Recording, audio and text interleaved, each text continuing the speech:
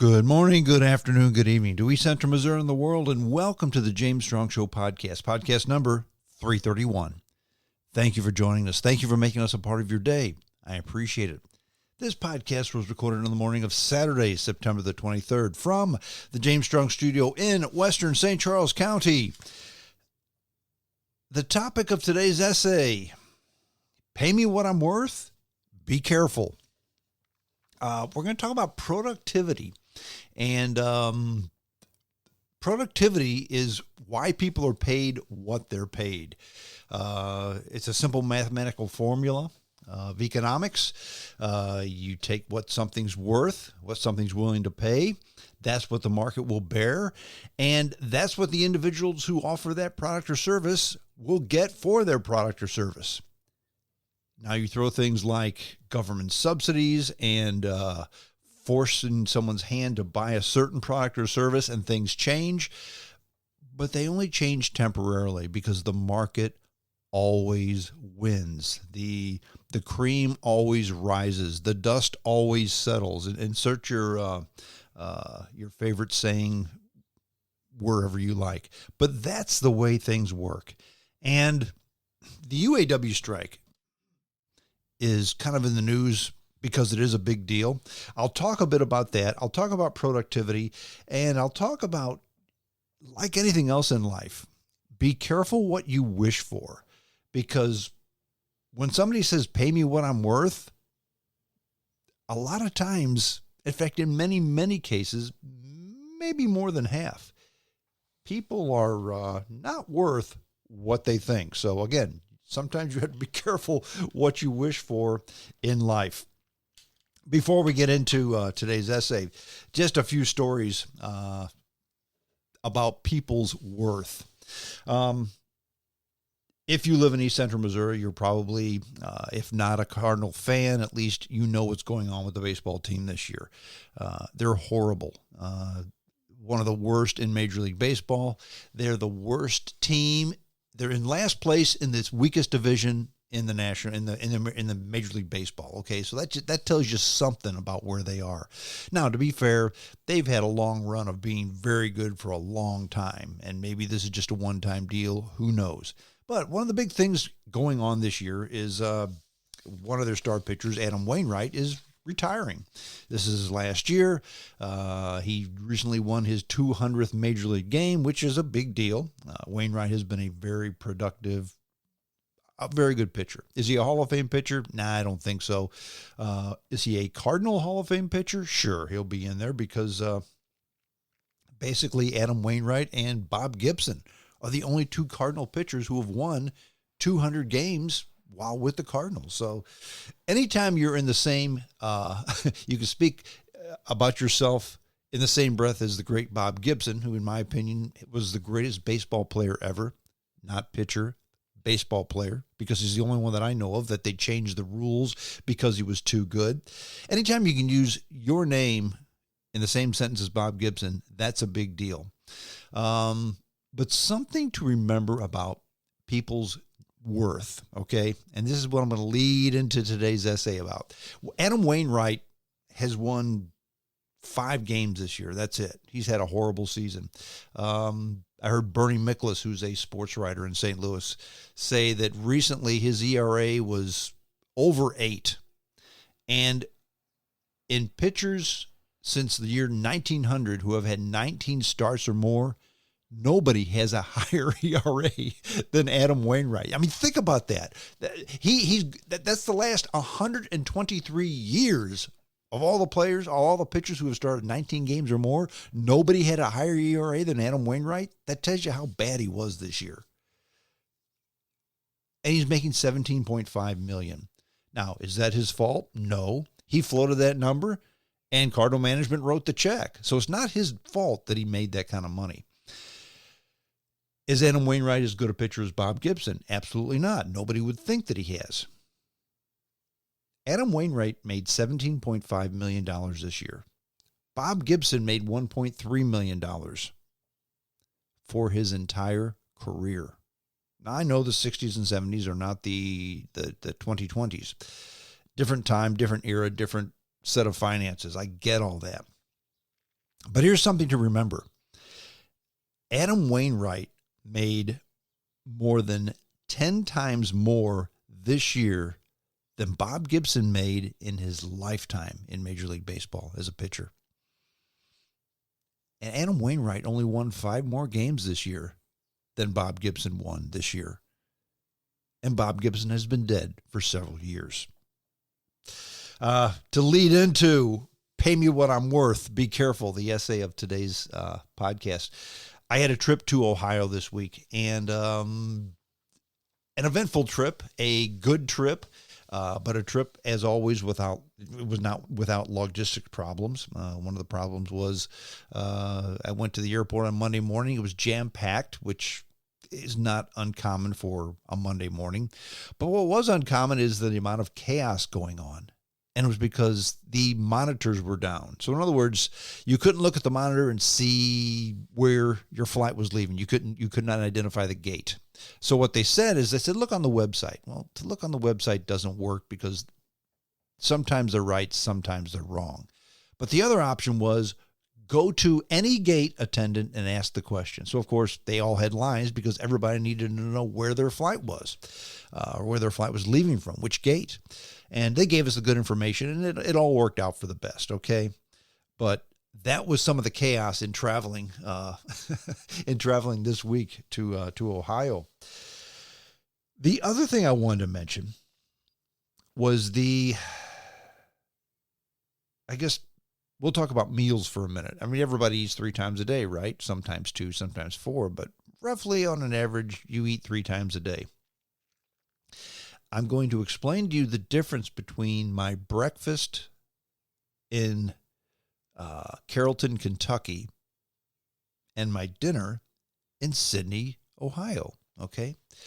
Monday night was my dinner in Sydney, Ohio, and there's a restaurant called The Bridge. It's the best restaurant in town. It's a family-owned place that's I'm not going to say very fancy because you're not going to get a whole lot of fancy in Sydney, Ohio, okay? An old industrial town where there still is some industry, a blue-collar town, but it's a restaurant it's right there on the river, and it's run by a family that does things right. The last time I was there, about 8 months ago, I ordered the pork chop, and they were out. Okay, this time I ordered the pork chop as well. Well, the waitress, who's the same waitress I always have, I go to this place maybe once or twice a year, and it's always the same waitress. So that tells you something, okay? If you're always served by the same person, it's obviously a good place to work because she keeps coming back. Anyway, I told her I wanted the pork chop. She said, yeah, you can have that if you want, but we have a special. It's a pork loin. It comes with this, and that. It's about the same price as the pork chop, like $1 less, I think. I said, yeah, sure. The special's always good. Well, this pork loin special, I mean, it came with a loaf of freshly baked bread, about a 8-inch loaf of freshly baked bread that was crusty on the outside with butter and garlic spread on the outside, just wonderful. It came with a Caesar salad. And the pork loin, there were 2 of them, about, 5 inches in diameter, oval shaped, I guess. I mean, maybe 5 inches one way, 3 inches the other way. This thing was about an inch thick. There were 2 of them. And it also came with a full corn on the cob and a large baked potato for $25. And I had trouble eating it. In fact, I even left a little bit of the food because I couldn't eat it all. If I had eaten it all, I would have gotten a stomach ache because it was just too much food, okay? And the lady came by, would you like some more bread? No, I can't eat what I have, but thank you. She came, gave me my bill, and I asked her, I said, let me talk to you about this meal. She says, did you not like it? I said, no, this was one of the best meals I've had in weeks, maybe months. It was fantastic. It was wonderful. I said, but all this food for $25? Surely you didn't make money on this. And she laughed. She said, let me tell you what happened. She said, in the back, we have a big group that's eating dinner tonight. And the sous chef prepared pork tenderloin for this large group of people. Unfortunately, that's not what they wanted. So they had this huge pork tenderloin with all the fixings and nothing to do with it. And this place is a cook fresh daily. They're not going to throw it in the refrigerator and serve it for the next 3 weeks. So they wanted to get rid of it. So they gave you lots of food for a very reasonable price. Makes sense.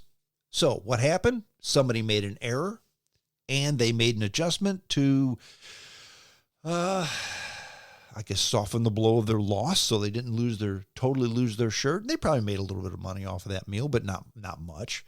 But they turned a potential negative into a small positive. And by the way, one very happy customer.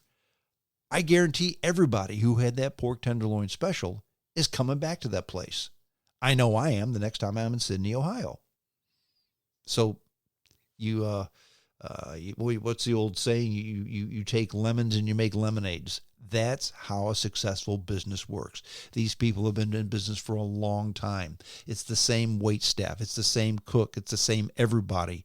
And these aren't college kids. These are the wait staff. These are women who are in their 50s and 60s. Okay, so they've been there a long time. They know what they're doing. They're professionals. Okay, that's the way to do things the right way, the productive way. And these women are certainly worth their weight, because if they didn't make good money, they wouldn't be coming back. She got a fantastic tip because she gave me good service and a fantastic meal, okay? Now let's fast forward to breakfast in Carrollton, Kentucky. Stayed at a Hampton Inn. Usually staying in Hampton Inns because they're reasonably priced, they're clean and comfortable, the beds are wonderful, and they give you a decent breakfast in the morning. It's included in the bill. And by decent breakfast, I mean, what I have is I have a bowl of oatmeal, I have some yogurt, I have some fruit, which that's a breakfast for me. And it's always pretty good. Got up about a little later than normal, about 6 o'clock, a little after 6 I woke up. Breakfast begins at 6. Coffee in Hampton Inns is made at 4 a.m. That's the way things are done. So I went to get my cup of coffee, and it was nearly empty and cold. Well, not cold, warm, okay? Barely drinkable. I like my coffee hot. Okay, well, let's check out breakfast. I lifted up the oatmeal pot, and there was no oatmeal in the pot. What am I going to eat here? That's okay.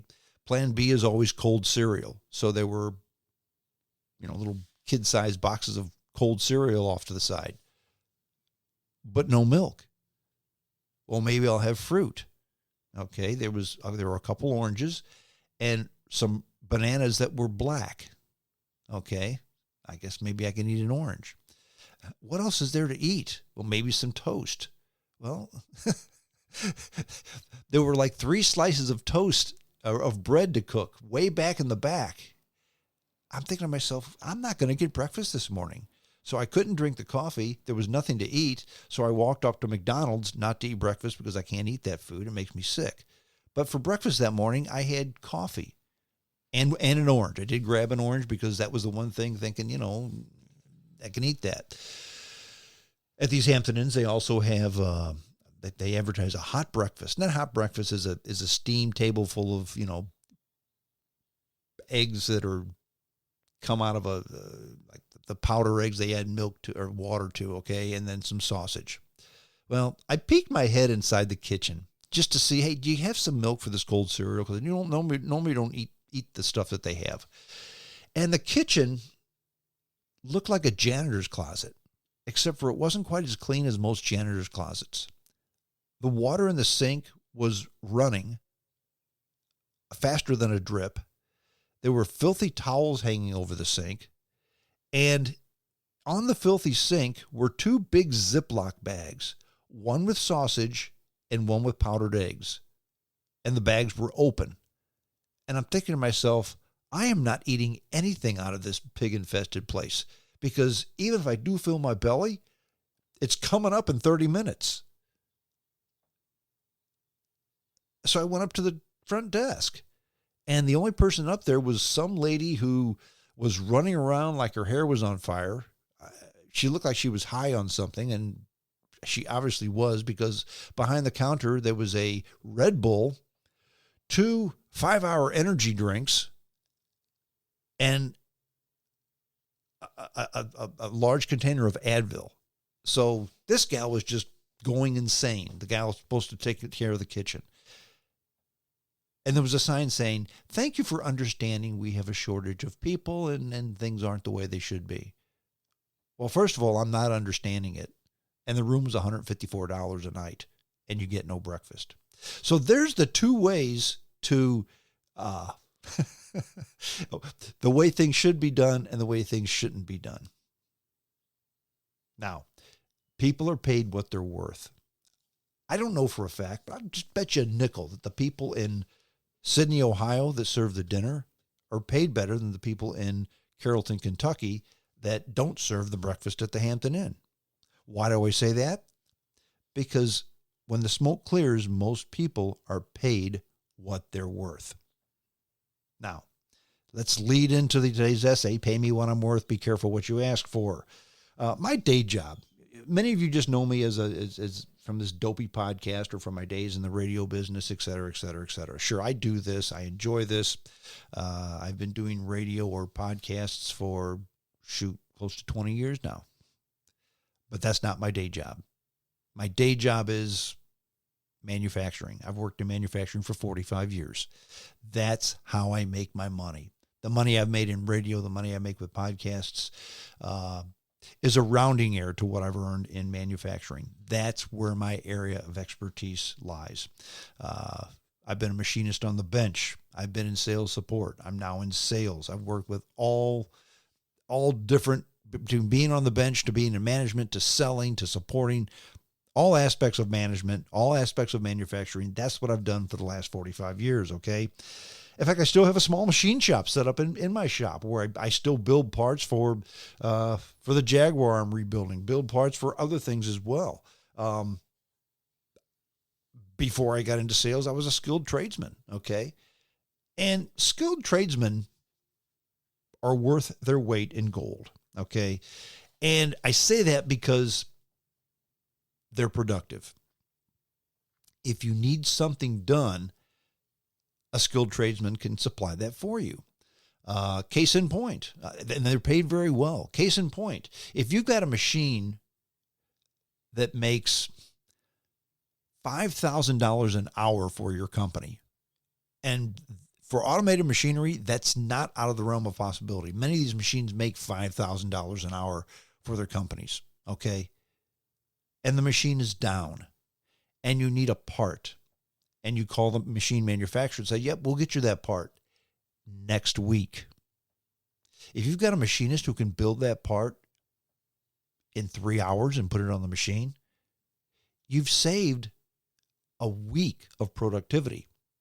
So do the math. $5,000 an hour times 24 hours a day times 7 days. So what if you pay that machinist $50 an hour? He's worth his weight in gold. For $150, you got a part that's going to enable you to make $5,000 an hour for the next week, whereas before you just have to watch it lay idle. That is being paid what you're worth, okay? Once upon a time, you had a guy sitting over an engine lathe. Nowadays, I mean, you've got screw machines that can be ran 2 or 3 at a time and spit parts out automatically. CNC, computer numerical controlled lathes, or milling machines that can make parts, once they're programmed, make very complex parts in a very short period of time. You've got robots that load and unload parts off of machinery. Once upon a time, this trade was exclusively men. Why? Because you had to lift heavy stuff. Well, now they've got robots and machinery to lift heavy stuff, okay? You don't have to be able to lift 75 pounds over your head to be a machinist. So it's a trade that's not closed to women, okay? It's a good trade. You can make a lot of money doing it. You can make more money in skilled trades than many jobs that require a master's degree, because they're worth it. And I'll give you an example. Earlier this week, I was in a plant that made exhaust systems for Toyotas and Nissans. Japanese company who makes exhaust systems for Japanese cars manufactured or at least assembled in North America. Okay. And this plant was very automated. They had robots doing stuff. They had the jobs they had people doing. The person would load say a muffler into an assembly. Okay. And then press the button, the gate closes for safety reasons. Then it does all its welding and assembly, et cetera. While she, and I say she because most of these operators were women, gets the next part ready to load or unloads the old part out of a different bay and puts it in the in the stacker so they can go ahead and bring it down the line and do the next operation. But this plant was very efficient, and for the amount of parts they put out, they didn't have a ton of people working with them because everything was automated. And that's how you get people paid a good wage. If it used to take 10 people, but you've automated it to just need one, in theory, you could pay that person 10 times more, but you don't. You pay them twice as much as you would before, and that worker makes more money, and the company makes more money, and everybody's happy. That's how productivity works. Another case in point for skilled labor. A plumber makes $70 an hour, and I've heard people say, $70 an hour for a plumber? That's ridiculous. I'll just do it myself. Okay, now herein lies the rub. That plumber gets $70 an hour. His company charges you $100 an hour. He comes in, gets the job done. You got to pay $100. You think to yourself, wow, this was an hour's worth of work. I had to pay $100? That's ridiculous. Okay, friend, do it yourself. Congratulations. You just spent 9 hours on a Saturday doing this job. Why? Because you're not a plumber. He is. He gets $70 an hour, not because he's just going to get that. It's because he's got the skills that make $70 an hour a bargain. Take that $100 and divide it by 9. Okay. Are you worth more than $11 an hour? Is your time worth more than $11 an hour? Most people's is. Consider that's not even minimum wage. Okay. So the skill makes it worth the high wage. Okay. Let's fast forward to the UAW. The UAW wants a 40% pay increase. Now, I understand why they want that pay increase. Go back to the Great Recession, and auto workers took it on the chin. The automakers said, look, we are going to have to file bankruptcy and close the doors if you don't take a big pay cut. And this was for real. And they did. And they promised to make them whole when the smoke cleared. And they haven't. And besides, they're saying, well, 40% pay increase, that's too much. UAW has said, well, your CEOs get a 40% increase. Your top managers get a 40% increase. Why shouldn't we? And if you think about it, they're not wrong. And I understand where they're coming from. Now, should they get a 40% price increase or a wage increase? Well, don't know. But here's what you have to consider. Look at all the car companies in this country that don't have unions. What is the most successful car company in this country? It's Tesla. They're the most successful car company in the world. Their profits are higher than anybody else's. Profits on a car are in the single digits. Tesla's well into double digits. And if you think about it, Tesla was founded, managed, and practically owned by a guy who had never built cars in his life, Elon Musk. And you think to yourself, well, if a guy who never built cars in his life can put together the most successful car company existing today, and it's the first new car company to come about in my lifetime, successful, you got to think why. Well, here's why. Mary Barra is the CEO of GM. I don't know who the CEO of Ford or Stellantis are. That's the big three automakers in this country, okay? Mary Barra probably doesn't know which way to turn a screw to tighten it. By the way, it's lefty-loosey, righty-tighty, Mary, just so you know. But I don't do that to belittle Mary because she's a woman. because I doubt that the CEOs of Ford or Stellantis are any better than her. I say this because Mary Barra makes cars and doesn't know how to make cars. They're paid on productivity, but not productivity of their people on the line, not on the quality of their product, the productivity of the stock price. And if you're always chasing stock price and not doing anything to improve your product, you're going to be in trouble. Some years ago, Tesla had a big problem on their shop floor with their Model 3, okay? The Tesla Model 3. They couldn't make them. So what did Elon Musk do? Did he hire more managers? Did he hire more accountants? Did he do more studies? No. He lived on the shop floor. He stayed there 24 hours a day, sleeping 4 of them in a cot on the shop floor. For months, he never left the shop floor. He rolled up his sleeves, he worked with the people, and they got it done. No CEO does that anymore. In fact, if you look at the background of CEOs, they're usually MBAs or business majors or accountants or something. They're not engineers. Boeing has a big problem with airplanes, and engineers haven't run Boeing for a long time.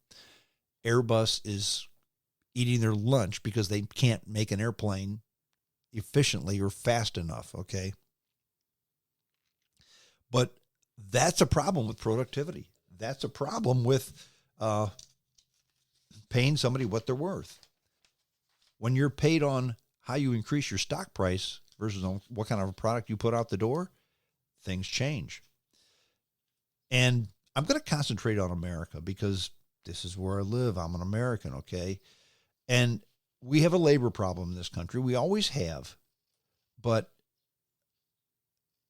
if the UAW workers want a 40% pay increase, and they want to work fewer hours, but it's real hard to justify that because there's thousands of UAW workers. They went on strike at General Motors, Stellantis, and Ford a week ago Friday.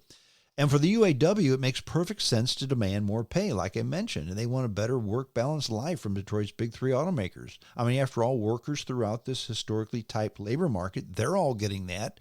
And UAW workers, they want theirs too. The CEOs got theirs. Other workers got theirs. UPS got theirs. The UAW workers want theirs as well. And I get that. I understand that. I'm not saying what they're asking for is wrong. What I am saying is there's no way to justify it. Because what makes sense to striking factory workers makes no sense for manufacturing as a whole. Now, what do I mean by that? Well, pay is ultimately tied to productivity, okay, as we talked about before. The quality and quantity of products a company's workforce churns out, that's what they're worth. And here, American manufacturing companies and workers are in big-time trouble. And the issue isn't with labor-intensive products like clothing and furniture, because we don't make those here anymore.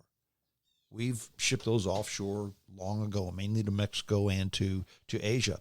But rather, it's the most advanced products, electric cars, batteries, automobiles, planes, power generation equipment, semiconductors, the high-tech stuff. In fact, President Biden might be celebrating a manufacturing renaissance based on new factories, but the share prices of former manufacturing icons like Ford Motor, Intel, Boeing, GE suggest a skepticism that's warranted about the durability of its renaissance. Now, all are at a fraction of all-time high share prices. In other words, these CEOs that are paid on share prices, their share prices are not up. Now, the UAW Workers Union and Detroit's auto companies returned to contract talks earlier this week. There's about 13,000 people on strike. In fact, I think some auto suppliers just went on strike as well. And because of the strike, the big 3 have closed down some other plants for supply problems because the other guys are on strike.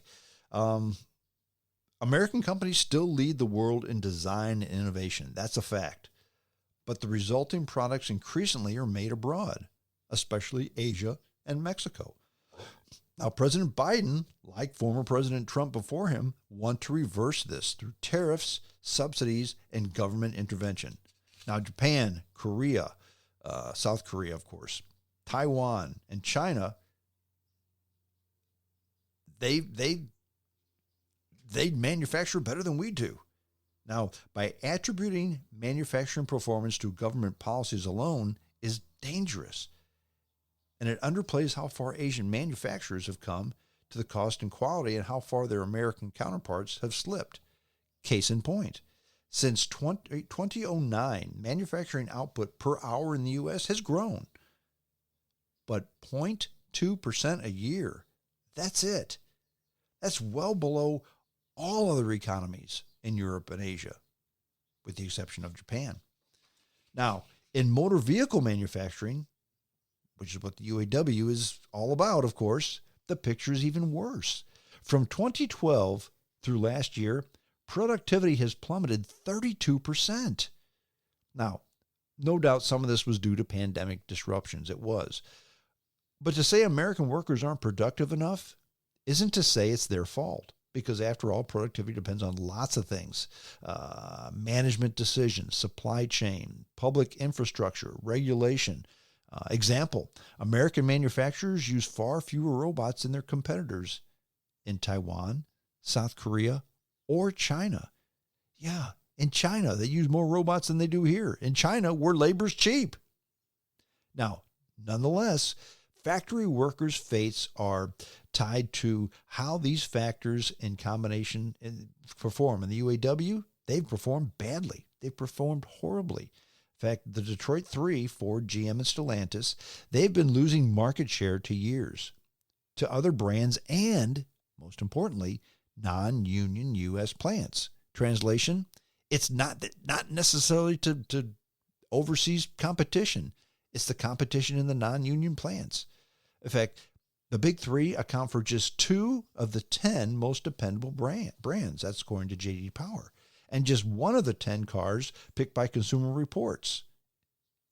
In electric vehicles, they're way behind Tesla, whose highest output plant is in Shanghai. Warehouses and hospitals can pass the cost of higher wages and reduced hours to the customer without being undercut by foreign competition. I mean, okay, if you want to stock something in a warehouse here in St. Charles County, you can't say, well, I can stock it in a warehouse in Shanghai cheaper. Well, no, because it's got to be here.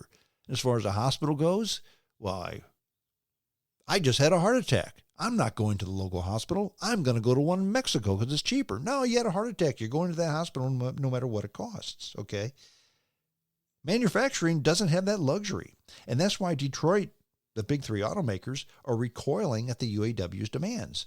Now, while their output per employee is the highest of the 11 global manufacturers, their cost per vehicle is also the highest. Who has the lowest cost per vehicle? Shockingly, China. So our productivity is high, but slipping. But our cost per vehicle is the highest and rising. Therein lies the problem. Now, labor presents problems other than cost, like shortages of skilled workers, okay? A lot of the younger workforce just doesn't want to do that type of work. Absenteeism is a problem as well. Now, you need a lot of additional labor to backfill absenteeism. Some 25 years ago, at least, I toured a manufacturing plant, GM manufacturing plant, and they basically said one of the biggest problems is they've got to staff 20% more people than they actually need because absenteeism is 20%. This was 25 years ago, okay? 20% absenteeism. And now, granted, this was a manager who was doing the tour, and I was with my old company with on a management team tour. So these were management people talking to management people. So take all that with a grain of salt. And somebody asked the question, well, why do the workers just show up for 4 days a week instead of 5 on the average? And the answer was, because they can't make ends meet if they only show up 3. In other words, they can make it on 4. Why work 5? Okay. Now, you need a lot of additional labor to backfill absenteeism. So that's another 20% increase. Okay. The U.S. manufacturers' problems go much further than autos. In fact, I talked about Boeing. The 737 was grounded by crashes in 2018 and 2019, and production problems have left Boeing far behind Airbus. Airbus delivered 3 times as many aircraft last year as Boeing. 3 times. Once upon a time, they were neck and neck. Yeah, one year Boeing makes a few more planes. One year Airbus makes a few more planes. Airbus is making 3 times the planes that Boeing is. Oh, and by the way, Airbus manufactures in Western Europe. They don't manufacture in China, okay? Since the pandemic, Boeing has experienced a crisis of loyalty amongst its workforce, and they have problems getting people to even show up for work. I talked to a customer this week, and this was a guy who was the new maintenance manager in a factory. And I met him. He's brand new at the job, and he kind of got the job. He fell into it backwards. He hired in as an assistant, and the week he hired in, his other maintenance manager quit, so he's now the maintenance manager. Now, maintenance manager basically manages the maintenance guys, okay? And the bigger the company, the less hands-on he is. This is a smaller company, so this guy needs to be hands-on, okay? So in other words, he needs to be replacing motors, replacing belts, that type of thing, on doing the grunt work on the machinery. He showed up for my meeting in country club clothes, slick Italian driving shoes, and no socks. And I'm looking at myself, this guy doesn't even have steel-toed shoes. He's not on the floor at all. And he drives over an hour and a half one way to work. And I asked him, wow, is that sustainable? He says, I'm going to start working from home. I think to myself, it's a young man. I think to myself, you're a maintenance guy who should be swapping out belts and drives and tweaking production so that you can make parts. And you're going to work from home? He says, yeah, if you get the machinery running fine, you can just work from home. I will be shocked if that guy's in the position when I call on that customer 6 months from now. But that's the attitude a lot of people take. Well, I'll just work from home. You can't work from home if you got to be hands-on. If you're assembling, putting bumpers on Buicks, son, you're not working from home ever. And the whole work from home thing doesn't work anyway. I had a customer this week. Here's another funny story. This is a hilarious story. There's a company, they're an envelope manufacturer in Tennessee. And we manufacture a very unique product for them that aids in the folding of envelopes. It creases the envelopes so they can be folded in the machine. Okay. And this is a part that's hard to manufacture, and we're one of the few people that manufacture them. And they're not cheap parts. The guy had a quotation. I followed up on the quotation. He says, yep, we're going to buy this stuff. Stay tuned. You'll get the order. Well, time passed and I didn't get the order. I called the guy, gone home for the day. I called again. He had called in sick. So I called again. By this time, a month has gone by. And I finally got a hold of the guy. He says, yeah, we're having trouble ordering parts. I said, well, just make it easy. Give me the order. We'll ship it for you. He says, no. He says, I don't do the ordering. I just submit the orders. I said, well, who does the ordering? And he mentioned some lady. And he said, yeah, and she's working from home, so we can't seem to get things ordered. Dear listeners, if you're working from home and not doing the work, you're not working from home. You're playing from home. And shame on your employer for letting you do that. Passports. It used to take about 4 weeks to get a passport. Now it's taking about 4 months to get a passport. Reason being that I read in the Wall Street Journal, because government workers who process passports are working from home. Well, they're not working from home. They're drawing a paycheck from home. Okay? You're not going to be productive if you're working from home. Sure, some jobs you can. Absolutely some jobs you can. I would say there are very few jobs where you can be just as productive working from home as you can from being in the office. There are some you can be just as productive. Maybe there's a handful you can be more productive. But let's be honest. When you're at work, and let's say you work in an office environment where you actually You're not physically on a shop floor, but you're sitting at a desk in an office. I could sit at my desk looking at a computer at home. But how much time do you really spend on that computer and how much time do you spend doing other stuff? Let's be honest about it, okay? Now, the workforce has to be adaptable. And I'll give you an example as to what we did. I mentioned to you that I was in an auto parts manufacturing plant, which makes auto parts. Actually, they make exhaust systems for Toyotas and Nissans. And they had a problem cutting a fiberglass strap that holds the catalytic converter onto the assembly. The tool only lasted about 2 days. I upgraded the knife. I upgraded the anvil it strikes against. And they're now getting over 2 months on that tool. So they love us. And they want us to come in for more applications. And I'm looking at this factory that's very busy. They work 24/7, and they're not upgrading their machinery. I asked them, I said, look, you guys make a lot of money. Your business is fantastic. He said, yeah, but they're not going to upgrade our machinery. We got to live with this. I said, well, why? And my customer smiled, and he said, electric vehicles don't use exhaust systems. The moral of the story is you've got to make yourself attractive to the guy who writes you the paycheck. Because if you don't, you'll be working from home all right, but you'll be working from home drawing a welfare check. And if you get too many people doing that and the government coffers run out, that check will continue to wane.